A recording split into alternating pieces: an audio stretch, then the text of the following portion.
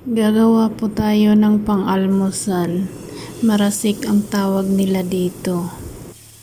Hindi naman po natin matatawag to na pancake o hotcake kasi may mga hinahalo po ito na Arabic powder. At yung lasa po nito ay yung nag-aagaw yung alat at tamis.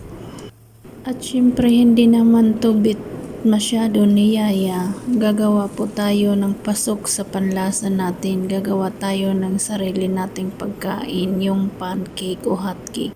At charan! Ito ang pagkain ni Yaya. Pinoy na Pinoy.